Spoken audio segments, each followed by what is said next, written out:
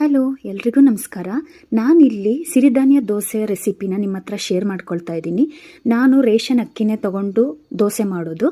ಇದನ್ನು ನಾನು 4 to 5 hours soak ಮಾಡಿ ಇಟ್ಟಿರೋದು, ನೆನೆಸಿಟ್ಟಿರೋದು. ಇದಕ್ಕೆ ನಾವು ಕಾಫಿ ಕುಡಿಯೋ ಗ್ಲಾಸಲ್ಲಿ 1 ಗ್ಲಾಸ್ ಕಡಲೆಬೇಳೆ, 1 ಗ್ಲಾಸ್ ತೊಗರಿಬೇಳೆ, ಸ್ವಲ್ಪ ಅದರಲ್ಲಿ 3/4 ಗ್ಲಾಸಷ್ಟು ಉದ್ದಿನಬೇಳೆ ಆ್ಯಂಡ್ ಒಂದು ಅರ್ಧ ಗ್ಲಾಸಷ್ಟು ಮೆಂತ್ಯ, ಇಷ್ಟನ್ನು ನಾನು ಆ್ಯಡ್ ಮಾಡ್ಕೊಂಡಿದ್ದೀನಿ.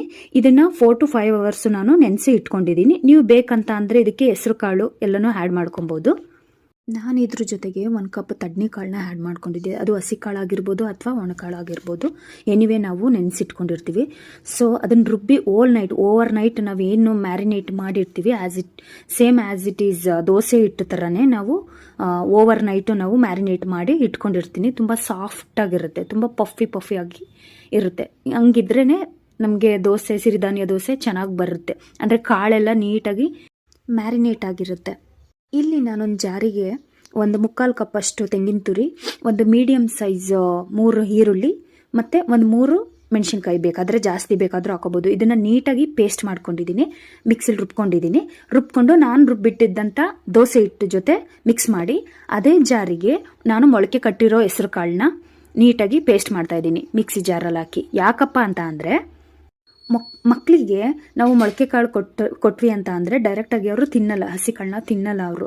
ಸೊ ದಟ್ ನಾನು ಏನು ಮಾಡ್ತಿದ್ದೀನಿ, ಒಂದು 3/4 ಕಪ್ ಆಗೋಷ್ಟು ಸ್ಪ್ರೌಟ್ಸ್ನ ರುಬ್ಕೊಂಡು ದೋಸೆ ಹಿಟ್ಟಲ್ಲಿ ಮಿಕ್ಸ್ ಮಾಡಿಕೊಂಡೆ.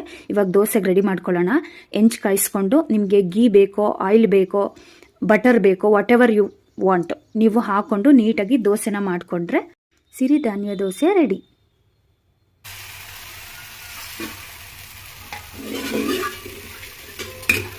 ಸೊ ದೋಸೆ ರೆಡಿ ಆಗೋಷ್ಟರೊಳಗೆ ನಾವು ಇಲ್ಲಿ ಚಟ್ನಿ ಮಾಡ್ಕೊಳ್ಳೋಣ ಬನ್ನಿ. ಇಲ್ಲಿ ಚಟ್ನಿ ಜಾರಿಗೆ ನಾನು ಸ್ವಲ್ಪ ಹೆಚ್ಚಿಟ್ಟಿರೋ ಕಾಯಿ ಆ್ಯಂಡ್ 3 ಮೆಣಸಿನಕಾಯಿ, 1 ಸ್ಪೂನ್ ಜೀರಿಗೆ ಆ್ಯಂಡ್ ಜಜ್ಜಿಟ್ಕೊಂಡಿರೋ ಸ್ವಲ್ಪ ಬೆಳ್ಳುಳ್ಳಿ ಹಾಕ್ಕೊಂಡು, ಸ್ವಲ್ಪ ಕಡಲೆ,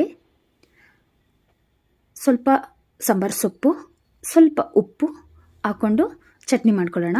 ಅದಾದಮೇಲೆ ಒಂದು ಪಾತ್ರೆಗೆ 1 3 ಸ್ಪೂನ್ ಆಯಿಲ್, ಸಾಸಿವೆ, ಒಣಮೆಣಸಿನಕಾಯಿ, ಕರಿಬೇವಿನ ಸೊಪ್ಪು, ಕಡಲೆಬೇಳೆ ಎಲ್ಲ ಹಾಕ್ಕೊಂಡು ಒಗ್ಗರಣೆ ಮಾಡ್ಕೊಳ್ಳೋಣ.